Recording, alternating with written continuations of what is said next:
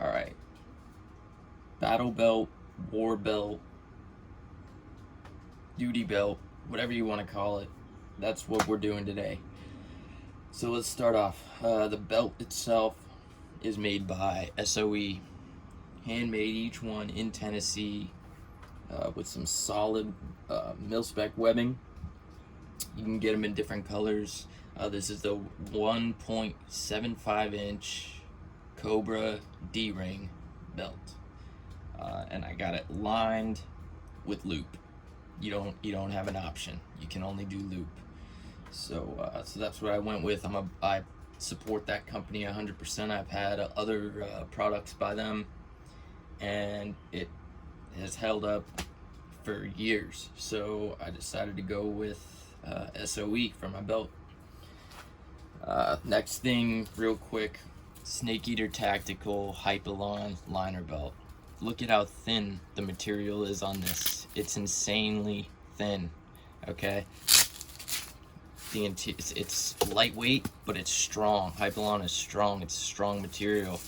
And so you have your hook on the outside as a liner, and then a Hypalon material on the inside. Pretty simple.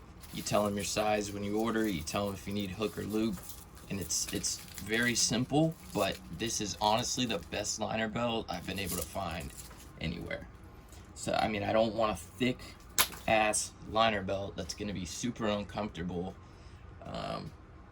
with this thick ass duty belt out front. So that's that, and then we'll go from here. So I may have talked about the Soileater either in posts or in a video, I'm not sure yet, but the Soileater, the dude that runs Soileater is awesome. First off, when I ordered one, I wasn't sure how they were configured because it's not really listed on the website, and I was having issues with it because of this belt. The way that you adjust it, you have to loop it over like that.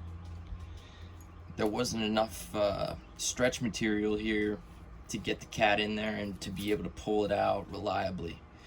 So I just shot him a DM on Instagram. Guy got back to me within 10 minutes, if that. He said, listen, we need to get you set up right. He reversed, so it normally comes with hook on the I guess the inside, and he switched. He reversed them, so now it's loop and then hook, or hook and loop. And it works perfectly now. It adds an extra bit of loop, so the belt is even more secure now, which is great. So, and then I'm not gonna mention the holster. I'm not gonna mention the name of the brand of the holster, because I do not support them after finding out some shit that I don't support. So this is getting switched out for a QVO secondary, and I'm just gonna end it at that. I've got a cleared Glock 19 MOS with a Tourniquet RMR on there. Yeah, that's great. I think I already did a video on that. And we're running the True North MHA, which is awesome. So the UBL was great, and it worked, but it had hot spots. It seriously caused a hot spot, for me at least, and a lot of other people that I know that run their belts on duty.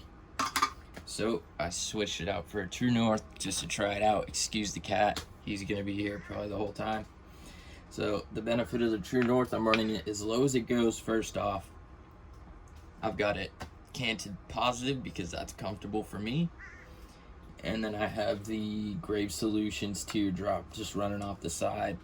Now I know True North does have a similar solution to this to bring your leg strap down lower, but I like the ability to adjust where this basically the angle of your leg strap. So that's nice. QLS, no problem getting it set up. It took like 10 minutes. Well worth the investment. $75 seems like a lot, but for what you're getting, you end up with something that is going to be comfortable forever. This thing will never break. It's billet aluminum. All the hardware is solid. I could not be happier with it. I just ran it yesterday, and then the week before that I ran it. It's been great. No hot spots at all. I just cannot rave enough about the True North modular holster adapter. So yeah, that thing's great. And also the Teardrop, the Grave Solutions Teardrop. It's a genius solution, and I think everybody should get it. So that your leg strap's not hugging your nutsack all fucking day long. Blue Force Gear Micro Trauma Kit now. I already went over that in another video. And then the micro dump pouch from Blue Force Gear and an esstac Shorty 2+1. Simple as that. I mean, that's the belt. That's everything. And I wanted to keep it minimal. I didn't want like an over belt that with a bunch of molly and shit. This works just as well. Flip it. So, you know, the Blue Force Gear stuff, you can flip the Velcro either way, right? So this is all loop here, so it stays put. And I've seen people bitch about how the KYWI belt holder things don't, like, they mess up their belt and it doesn't stay. I have not had issues, and I've run with this thing, so I haven't had issues. Some people will stick Velcro here to try and mitigate that, but I haven't had any issues at all. So that's it, man. Simple as that. And by the way, Signal Hill, they are not the maker of this holster. Just to make that very, very clear. Signal Hill, they're the shit. But the brand that makes this holster, I have some qualms with, and I'm not even gonna discuss it because it's not your business. But that's that. It works, it runs, it has everything I need on it for my belt, and then everything else that I run is on the plate carrier or the chest rig, depending on situation. But anyway, that's that. You know the drill.